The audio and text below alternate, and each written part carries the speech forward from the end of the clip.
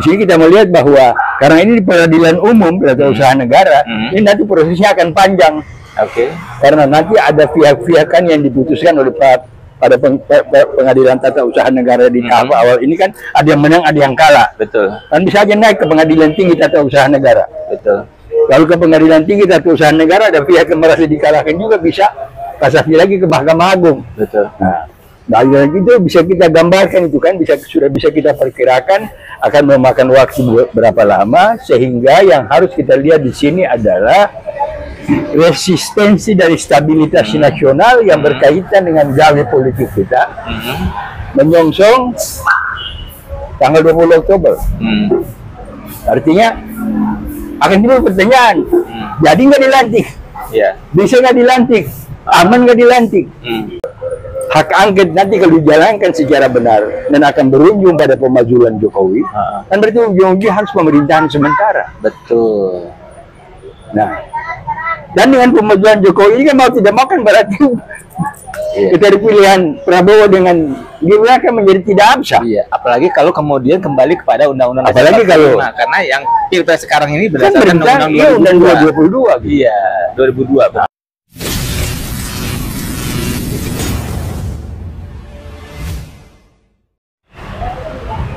Assalamualaikum warahmatullahi wabarakatuh. Apa kabar teman-teman semua? Bertemu lagi dengan saya di channel ini. Saat ini saya kembali sedang bersama dengan pengamat intelijen dan geopolitik Bapak Amir Hamzah. Apa kabar Pak Amir? Alhamdulillah baik. Iya. Teman-teman semua, seperti yang teman-teman ketahui bahwa hari Senin kemarin tanggal 22 April 2024 Mahkamah Konstitusi menolak untuk seluruhnya gugatan perselisihan Pilpres 2024 yang diajukan oleh Paslon 01 Anies Baswedan dan Muhaimin Iskandar dan Paslon 03 Ganjar Mahfud. Sehingga pada hari Rabu kemarin KPU menetapkan Paslon 02 yaitu Prabowo Gibran sebagai Presiden dan Wakil Presiden terpilih 2024 hingga 2029. Jika tidak ada aral melintang, artinya semua proses berjalan dengan lancar, bulan Oktober 2024 mereka akan dilantik menjadi Presiden dan Wakil Presiden. Tetapi seperti yang juga teman-teman ketahui bahwa PDIP tidak mau begitu saja menerima putusan MK dan mengajukan gugatan ke Pengadilan Tata Usaha Negara terkait putusan tersebut. Nah, yang mau kita bicarakan dengan Pak Amir adalah apa konsekuensinya dari gugatan ke PT UN tersebut, karena KPU waktu itu sudah menyatakan bahwa tidak ada lagi lembaga peradilan yang bisa membatalkan penetapan Prabowo Gibran sebagai Presiden dan Wakil Presiden terpilih. Nah, kita mau tahu apakah gugatan ke PDIP ke PT UN itu akan bisa, justru akan bisa membatalkan penetapan KPU. Pak Amir, menurut Bapak gimana? Apakah bisa KPU mengatakan bahwa tidak ada lagi lembaga yang bisa membatalkan penetapan Gibran dan Prabowo sebagai Presiden dan Wakil Presiden meskipun ada upaya ke PT UN? Ya, bisa saja KPU menyatakan demikian kalau dia hanya melihat pada peraturan perundang-undangan yang berkaitan dengan pemilihan presiden dan wakil presiden, ya, dengan pilpres khususnya. Tetapi jangan lupa bahwa KPU sebagai salah satu institusi negara yang tentu juga bersifat ad hoc kan, karena tugas dia hanya untuk pemilu kan, itu juga terkait dan harus tunduk kepada peraturan perundang-undangan yang berkaitan dengan administrasi pemerintahan negara. Karena penyelenggaraan pemerintahan negara ini kan punya tertib administrasi. Nah, sehingga bisa saja dia menyatakan bahwa tidak ada lembaga peradilan yang akan membatalkan, yang bisa membatalkan penetapan.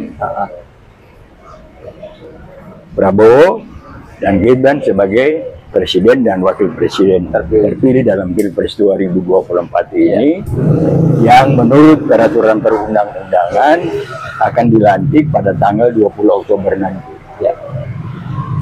Tapi dia jangan lupa bahwa yang dituntut di PT UN ini kan tidak saja menyangkut penetapannya, tapi menyangkut proses dan prosedurnya. Iya, betul. Karena untuk sampai kepada suatu kesimpulan, suatu keputusan itu kan harus ada proses, ada prosedur. Dan proses ini harus mengacu kepada peraturan perundang-undangan. Prosedur ini juga harus mengacu kepada peraturan perundang-undangan yang antara lain ini itu ada dalam sumpah jabatan yang pernah diucapkan baik oleh Ketua KPU maupun oleh komisioner lainnya, bahwa mereka dalam melaksanakan tugasnya akan menjunjung tinggi Undang-Undang Dasar dan akan melaksanakan undang-undang secara lurus kan. Ya. Nah, tapi masalahnya kemudian terlepas dari kita perlu merespons atau tidak merespons sikap arogan dari KPU dengan menyatakan bahwa tidak ada lembaga peradilan yang bisa membatalkan status Prabowo dan Gibran nanti. Tapi mari kita melihat bahwa dalam kenyataannya pada hari Selasa atau hari Selasa kemarin, sesuai dengan keterangan dengan kuasa hukum dari PDIP yaitu Profesor Gayus, bahwa Pengadilan Tata Usaha Negara sudah menerima dan akan menyidangkan. Ya, betul. Nah, betul. Di sini kita melihat bahwa karena ini di Peradilan Umum Tata Usaha Negara, ini nanti prosesnya akan panjang. Oke. Karena nanti ada pihak-pihakan yang diputuskan oleh pada Pengadilan Tata Usaha Negara di tahap awal ini kan ada yang menang, ada yang kalah. Betul. Kan bisa aja naik ke Pengadilan Tinggi Tata Usaha Negara. Betul. Lalu ke Pengadilan Tinggi Tata Usaha Negara ada pihak yang merasa dikalahkan juga, bisa kasasi lagi ke Mahkamah Agung. Betul. Nah, dari itu bisa kita gambarkan itu kan, sudah bisa kita perkirakan akan memakan waktu berapa lama, sehingga yang harus kita lihat di sini adalah resistensi dari stabilitas nasional yang berkaitan dengan gawe politik kita menyongsong tanggal 20 Oktober. Artinya akan timbul pertanyaan, jadi nggak dilantik? Bisa nggak dilantik? Aman nggak dilantik? Atau dari sekarang, dari mulai itu masuk sampai nanti keputusan terakhir nanti, situasi politik kita ini aman atau tidak? Nah, untuk itu kita lihat kan ada beberapa variabel. Selain dari Pengadilan Tata Usaha Negara, nanti yang kita akan lihat juga, dan nanti kita akan perlu uraikan mengenai bagaimana sampai Mega sebagai otoritas tertinggi di PDIP mengambil keputusan ini untuk mengajukan ke Pengadilan Tata Usaha Negara, dan ada juga tuntutan nanti untuk hak angket. Nah, yang oleh beberapa partai politik di luar negeri, masalah isu hak angket ini kan masih dipakai sebagai proses tawar-menawar kan, untuk menjadi bagian dari rezim yang akan dibentuk oleh Prabowo Gibran atau menjadi oposisi gitu kan. Ini yang kita lihat dan disuarakan baik oleh PKB, baik oleh Nasdem, baik oleh P3, baik oleh Golkar dan partai-partai politik lainnya itu kan. Tetapi kalau kita melihat dari sisi prosedur, andai kata ada 24 orang anggota DPR dari PDIP ditambah 1 orang saja dari fraksi lain, maka sudah memenuhi syarat gitu kan, untuk mengajukan hak angket itu. Jadi saya pikir barangkali menjadi catatan bagi PDIP, tidak perlu terlalu merespons sikap politik dari partai fraksi lain. Tapi kalau PDIP bisa mendelegasikan 24 orang saja dengan mencari tambahan 1 orang dari Fraksi lain? dari fraksi lain yang ada, dari PKB misalnya, PKS atau dari PKS misalnya, maka secara resmi kan mereka sudah bisa mengajukan untuk diagendakan. Apalagi kemarin itu kan dalam pembacaan amar putusan Mahkamah Konstitusi kan ada tekanan pada hal-hal yang menyangkut supaya DPR harus melaksanakan tugas-tugas konstitusionalnya. Artinya dalam amar putusan Mahkamah Konstitusi tadi, dalam uraian mereka kan seolah-olah ada penyesalan bahwa politik yang compang-camping yang berlangsung dan terjadi selama ini disebabkan antara lain karena DPR juga tidak bisa melaksanakan tugas dan fungsi konstitusionalnya secara baik. Nah, inilah saatnya DPR membuktikan kepada masyarakat untuk merespons apa yang pernah disampaikan lewat Mahkamah Konstitusi tadi untuk melakukan tugas konstitusionalnya secara baik, karena hak angket itu kan hak anggota dewan yang diatur oleh konstitusi. Ya. Jadi kalau itu disampaikan tidak melanggar konstitusi. Ya. Tinggal masalahnya nanti ketika mereka mengusulkan hak angket itu pada sidang pleno jadi nggak diterima atau tidak. Nah, tetapi kalau kita lihat dari variabel-variabel yang ada dari semua partai politik, baik yang mendukung 01, pasangan 01 maupun pasangan 03, kalau ditotalkan sekitar 54% kan, dan sudah memenuhi syarat untuk disetujuinya hak angket itu. Ini barangkali sesuatu yang mungkin ditakuti oleh Jokowi dengan rezimnya, termasuk juga oleh Prabowo dengan Gibran dan kelompok pendukungnya. Nah, mari kita lihat bahwa apa yang terjadi dengan pengajuan perkara di gugatan di Pengadilan Tata Usaha Negara ini, secara pribadi dan sebagai warga negara, saya sangat salut kepada Ibu Mega. Karena apa? Sudah menjadi rahasia umum bahwa ketika proses awal pencalonan Jokowi sebagai calon gubernur DKI Jakarta, itu kan ada terjadi sedikit keretakan antara Ibu Mega dengan Pak Taufik Kemas almarhum. Sampai-sampai karena keretakan itu, Ibu Mega boleh bilang pisah tempat, nggak tinggal di Diponegoro, tidak tinggal juga di yang di Jakarta Selatan, tapi tinggal di rumah Puan. Ya. Dan apa yang saya pantau, yang saya dapat informasi bahwa apa yang pernah diamalkan oleh almarhum Pak Taufik Kemas kepada Ibu Mega untuk jangan mengambil Jokowi sebagai calon gubernur DKI Jakarta sekarang terlihat. Karena dari berbagai informasi yang saya peroleh dari dalam, Pak Taufik Kemas mengatakan bahwa akan ada saatnya orang ini nanti menyimpang dari janjinya, yang sekarang sudah mulai kelihatan. Nah, jadi ada rasa penyesalan sebenarnya dari Ibu Mega. Nah, tapi saya respect karena penyesalan itu tidak direspon secara emosional oleh Ibu Mega, ya kan? Ibu Mega tidak pernah sesumbar, tapi bagaimana pilu hatinya? Sekarang dia menyesal, Pak Taufik Kemas sudah almarhum, baru ketahuan apa yang diramalkan oleh Pak Taufik Kemas itu kejadian sekarang dan itu menimpa Ibu Mega. Tapi tentu kita bisa merasakan bagaimana pilu hati seorang wanita terhadap masalah yang dialami. Tetapi terlepas dari itu, kita respect. Saya hormat kepada Ibu Mega, beliau memilih jalan konstitusional untuk merespons ini. Nah, tinggal sekarang yang kurang apa? Karena sudah dimajukan ke Pengadilan Tata Usaha Negara, naskah gugatannya sudah diterima, dan pihak Pengadilan Tata Usaha Negara menyatakan bahwa ini akan disidangkan, dan kalau saya tidak salah ingat, dalam Undang-Undang Administrasi Pemerintahan itu ada waktu 15 hari. Setelah menerima gugatan, jadi kita pikirkanlah 15 hari kemudian barangkali PT UN sudah akan mulai menyidangkan perkara ini.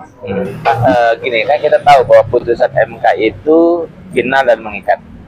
Nah, sementara dalam gugatannya ke PT UN yang dipersoalkan antara lain adalah tindakan KPU menerima pencawapresan Gibran yang dianggap melanggar perundang-undangan dan konstitusi. Nah, kalau misalnya putusan PT UN menerima gugatan dari PDIP, apa bisa membatalkan dari putusan MK?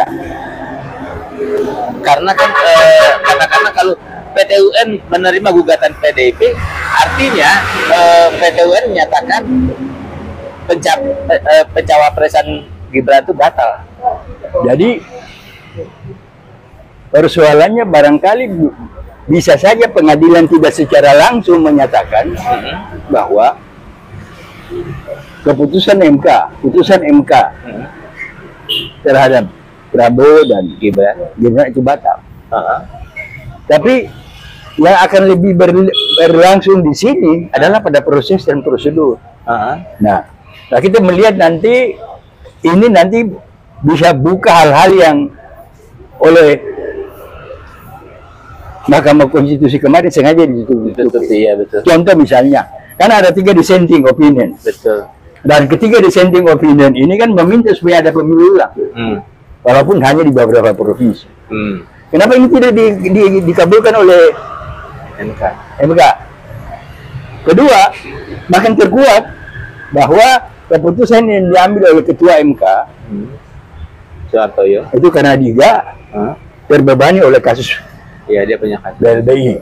Nah, ini kan berarti ada proses dan prosedur yang salah, ya kan? Ada proses yang menekan dia sehingga dia melakukan putusan yang tidak sesuai dengan kaidah-kaidah.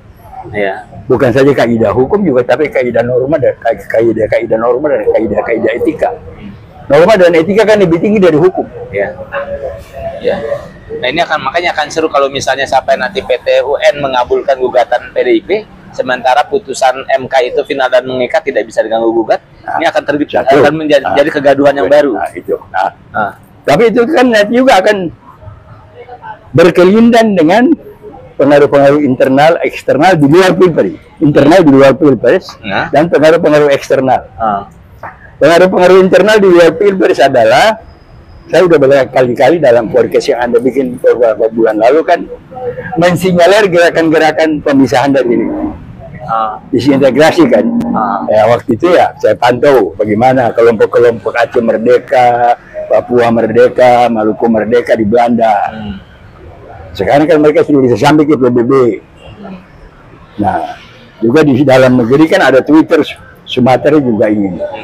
Nah, tapi di samping itu, hari ini ada berita yang sangat menarik yang menggugat kita untuk mempertanyakan bagaimana stabilitas pertahanan negara dan kedaulatan negara. Yaitu dengan adanya berita dari Australia bahwa mereka menemukan ada 50.000 pasukan yang dikerahkan untuk mengamankan IKN. Nah, 50.000 pasukan itu kan kalau rata-rata satu batalion kita itu 800 orang kan, sekitar 60 batalion lebih. Nah, kita bayangkan, ya, 50.000 pasukan yang dikerahkan untuk mengamankan IKN itu berarti 1/8 dari kekuatan TNI kita, atau 12,5%. Nah, bayangkan 1/8 dari kekuatan militer kita dikerahkan untuk mengamankan IKN, lalu sisa rakyat lebih luas bagaimana? Sementara berita-berita dari tataran global, terutama dari Inggris dan dari Eropa, itu sudah secara terbuka menyatakan bahwa di Selat Makassar, nggak usah bicara Laut Cina Selatan lah, di Selat Makassar, Selat Sumbawa, dan Selat Ombili, antara Timor Leste dan Timur Indonesia dengan wilayah Nusa Tenggara sebelah barat, bagian barat dari Pulau Timur, itu ada Selat Ombili. Itu di sini sudah masuk keluar kapal selam nuklir dari Amerika, dari Inggris, dari Australia, dari Cina. Ini kan berarti kondisi pertahanan negara kita ini kan mendapat ancaman-ancaman resisten yang sangat strategis, yang juga akan mempengaruhi stabilitas kedaulatan negara kita. Nah, itu kan akan mempengaruhi. Ini akan berjalan seiring dengan tuntutan-tuntutan untuk pisah dari Republik Indonesia. Nah, boleh saja ada yang menyatakan bahwa hati-hati, ini bisa permainan dari PKI gaya baru. Tetapi saya kira usaha pemisahan ini itu lebih pada target-target yang sudah direncanakan oleh apa yang kita kenal sebagai primasondi dan iluminasi. Sehingga nantinya kita khawatirkan adalah bukan PKI gaya baru yang akan memanfaatkan tuntutan disintegrasi ini, tetapi justru PKI gaya baru ini akan mendorong rezim yang ada untuk merespons tuntutan merdeka ini secara keliru. Nah, dan kan kita ingat, harus kita ingat bahwa apa yang terjadi sekarang ini, misalnya katakanlah investasi Cina pada berbagai kawasan pertambangan di Morowali, di Maluku Utara, dan lain sebagainya. Itu kadang-kadang kan ada hal-hal yang sangat merugikan pribumi. Nah, sebenarnya perizinan yang diberikan oleh pemerintah kepada investor-investor Cina dan beberapa investor luar negeri untuk menguasai lahan-lahan pertambangan di daerah-daerah kawasan adat. Ini sangat bertentangan dengan konvensi PBB tentang hak-hak masyarakat adat yang dikenal sebagai United Nations Convention of Indigenous People. Nah, kehadiran orang Papua dan Aceh di PBB yang sudah ada videonya kita nonton, itu adalah dalam rangka PBB memenuhi ketentuan yang ada dalam konvensi PBB mengenai masyarakat adat tadi. Nah, sehingga terlepas dari keterlibatan komunisme gaya baru, tetapi kita lihat masalah pencapresan Gibran, pencawapresan Gibran itu kan ditanggapi secara serius oleh Komisi HAM PBB. Nah, sekarang dengan perkembangan tuntutan disintegrasi ini juga, PBB tentu akan memperluas cakrawalanya mengenai bagaimana hak-hak masyarakat adat di Indonesia ini dihormati dan dilindungi oleh rezim yang ada, kan tentu juga akan mendapat perhatian, dan tuntutan mereka bisa diterima hadir di PBB untuk menyampaikan pandangan mereka itu adalah karena PBB harus komit kepada konvensi yang telah mereka ciptakan beberapa tahun lalu. PBB sebelum melebar gini, kita memang tahu bahwa Pilpres di kita ini nggak lepas dari campur tangan asing. Bahkan ketika Prabowo diumumkan memenangkan Pilpres oleh KPU, kemudian Prabowo ke Cina atas undangan Cina. Dan kita juga tahu bahwa Gatot Nurmantio itu pernah memprediksi bahwa kalau Pilpres curang, maka akan terjadi disintegrasi bangsa gitu ya Pak ya. Dan itu sekarang udah mulai terlihat dengan adanya keinginan dari Aceh maupun dari Papua untuk merdeka. Dan pertanyaan saya gini Pak, kira-kira gitu ya, apa gugatan PDIP ke PT UN itu apakah bisa membuat Prabowo itu nanti batal dilantik, atau justru nanti akan terjadi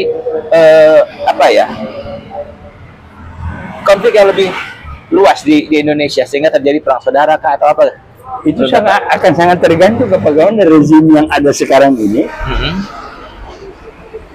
Rezim Jokowi yang sedang berkuasa, dan tentu juga bagaimana kearifan dari Prabowo dan Gibran sendiri, yang nantinya sudah sebagaimana Prabowo menyatakan di hadapan Xi Jinping dalam bahasa Inggris bahwa dia akan melanjutkan kebijakan yang dikenakan oleh ini, sangat tergantung kepada mereka. Bagaimana mereka merespons berbagai variabel-variabel yang akan timbul. Nah, salah satunya antara lain, Prabowo menyatakan kemarin setelah penetapan dari KPU, dan dia akan merangkul semua partai politik. Betul. Ini kan berarti Pak Prabowo sangat mengkhawatirkan disintegrasi, ya kan? Nah, tinggal sekarang bagaimana langkah-langkah itu. Tapi Prabowo jangan lupa, sampai ke batas tertentu, orang mungkin akan menerima Prabowo dengan lapang dada. Dan itu juga sudah bisa kita baca pada berbagai WhatsApp. Beberapa purnawirawan TNI yang kemarin tuh memberikan kritik keras, sekarang juga malah memberi selamat kepada Prabowo walaupun hanya lewat WA dan lain sebagainya. Itu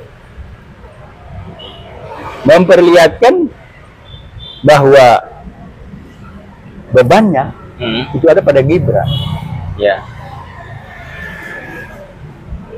Kemarin menurut Hotman Paris, ketika Prabowo menerima tim hukumnya, Prabowo menyatakan menyampaikan harapan agar ada jangan pihak-pihak yang coba mengadu domba antara dia dengan Pak Jokowi. Karena katanya ada oknum yang ingin menggagalkan pemilu, tapi nanti kasus korupsinya akan ditindaklanjuti. Jadi masalahnya sekarang terlihat bagaimana jadi atau tidak pelantikan akan berlangsung secara aman atau tidak pada tanggal 20 Oktober nanti akan ditentukan oleh berbagai variabel. Nah, nanti ada variabel-variabel yang baru lagi muncul, mungkin ledakannya itu udah itu. Sekarang kan nanti 1-2 hari ini kan Mahkamah Konstitusi kan akan menyidangkan perkara gugatan pencalekan kan. Nah, kemudian nanti akan disusul dengan persiapan-persiapan untuk pelantikan anggota DPRD kota, kabupaten, provinsi sampai kepada DPR pusat. Ini kan memakan waktu. Kemudian persiapan untuk melakukan pilkada serentak yang kalau tidak salah akan mulai bulan Juni. September. Pertahapannya ya ini. Pelaksanaan nanti pada bulan November. Nah, dari berbagai agenda yang memang sudah ditetapkan oleh pemerintah itu, kan akan muncul berbagai variabel. Nah, variabel-variabel internal ini kan tentu juga kan akan bersinggungan dengan tekanan-tekanan dari luar negeri. Ya. Pak, yang Nah, menarik- Cina kan sesuai dengan apa yang pernah disampaikan oleh Prabowo ketika berhadapan dengan Xi Jinping, kan tidak akan tanya, "Lu udah siap sampai di mana ya untuk kesiapan itu untuk melanjutkan apa?" Kan paling tidak untuk persiapannya sesuai dengan peraturan perundang-undangan 2 bulan atau 3 bulan setelah dilantik kan Prabowo harus mengajukan rencana pembangunan jangka menengahnya ke DPR. Ya.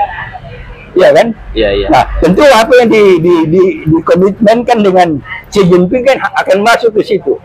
Iya. Pak, yang menarik gini, tadi Bapak juga sudah menyinggung hak angket ya. Nah, kalau misalnya hak angket itu goal dimotori oleh PDIP, ya itu juga bisa menjadi gangguan nggak buat pelantikan Prabowo Gibran? Lah kalau hasil angket hanya berujung kepada usaha pemakzulan Presiden Jokowi kan sesuatu yang konstitusional. Nah, dengan pemakzulan dia, lalu nanti disusul dengan kasus kita nggak tahu gimana hari ini keputusan saya mengenai jasa palsu kan kita belum tahu, kan? Terus kasus-kasus lainnya.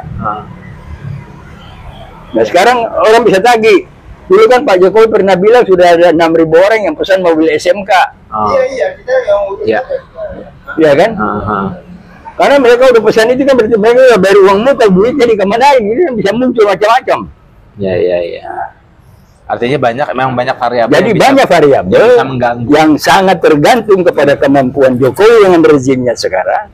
Dan bagaimana Prabowo, kan baru Prabowo dengan Gibran. Partai-partai lain kan baru tawar-menawar nih. Iya. Ya kan? Dukungan yang akan diberikan sampai sejauh mana signifikansi daripada partai politik yang akan mendukung Prabowo Gibran itu kan tergantung kepada nanti Golkar dapat menteri berapa, PAN dapat menteri apa, Ya. ini dapat menteri apa, kan sekarang masih dalam rundingan dan lain sebagainya kan. Ya. Nah, jangan sampai nanti besar muncul, nanti ada tim hukum yang menyatakan duitnya belum dibayar atau lain sebagainya, kan timbul masalah lagi. Ya. Ya, teman-teman, memang konflik yang sekarang terjadi gitu ya akibat pilpres curang ya Pak ya, memang membuat persoalan politik kita menjadi sangat rumit gitu. Meskipun KPU mengatakan tidak ada lagi lembaga peradilan yang bisa membatalkan penetapan Gibran dan Prabowo sebagai cawapres dan capres terpilih, tapi dengan adanya gugatan dari PDIP ke PT UN bisa saja itu ya Pak ya, Hak angket. bisa dan juga ditambah dengan hak angket bisa mengganggu itu. Karena kebetulan juga beberapa waktu yang lalu saya sempat ngobrol dengan seorang pakar, dia juga mengatakan Prabowo itu belum tentu dilantik gitu ya. Nah, kalau memang tidak bisa dilantik atau tetap dilantik, mungkin juga akan ada dinamika politik ya Pak ya, yang akan sangat tajam ya. Yang kita khawatirkan justru disintegrasi itu makin meluas ya Pak ya. Ya, yang menjadi kendala sekarang ini adalah kita belum punya seorang tokoh pun yang sekaliber Pak Harto dan Pak Nasution. Betul. Ya. Ya kan, artinya kalau dulu terlepas dari segala-galanya, Pak Harto punya kekurangan sebagai manusia, Pak Nas juga punya kekurangan sebagai manusia. Tapi bakti mereka kepada Republik ini menyebabkan mereka meletakkan kepentingan nasional. Ya. Coba lihat bagaimana begitu banyak partai Orde Lama, tapi melalui konsensus nasional setelah menyelesaikan pemberontakan PKI, partai bisa jadi 10, kemudian jadi 5, kemudian jadi 3 bagian. Jadi kondisi kita yang paling miskin sekarang ini adalah kita tidak memiliki tokoh yang mampu mengkonsolidasikan bangsa ini untuk melakukan satu rekonsiliasi nasional. Padahal dengan analisa bahwa hak angket nanti kalau dijalankan secara benar dan akan berujung pada pemakzulan Jokowi, kan berarti ujung-ujungnya harus pemerintahan sementara. Betul. Nah, dan dengan pemakzulan Jokowi ini kan mau tidak mau kan berarti dari pilihan Prabowo dengan Gibran akan menjadi tidak absah. Iya, apalagi kalau kemudian kembali kepada undang-undang Apalagi kalau karena yang pilpres sekarang ini kan berdasarkan undang-undang 2022. Iya, 2002. Nah, tapi kan yang kita harapkan itu adalah adanya tokoh yang mampu menggalang bangsa ini untuk melakukan rekonsiliasi nasional yang berwujud nanti pada pemerintahan sementara. Karena desakan-desakan untuk memajukan Jokowi sebelum 20 Oktober ini masih berlangsung terus. Iya. Cuman dengan catatan hak angket itu bisa mengambil keputusan sebelum di Oktober, gitu ya. Sekarang ini sebetulnya kita ada satu tokoh ya Pak ya, tokoh yang sangat luar biasa. Cuman sayangnya dianggap sebagai sumber masalah ya Pak, Jokowi ya. Kalau kita dulu punya Pak Nas dan Soeharto, sekarang kita punya Jokowi. Jokowi. Nah teman-teman semua, demikianlah perbincangan saya yang menarik dengan Pak Amir. Pak Amir, makasih. Iya. Kita ketemu lagi pada podcast selanjutnya. Assalamualaikum warahmatullahi wabarakatuh. Waalaikumsalam.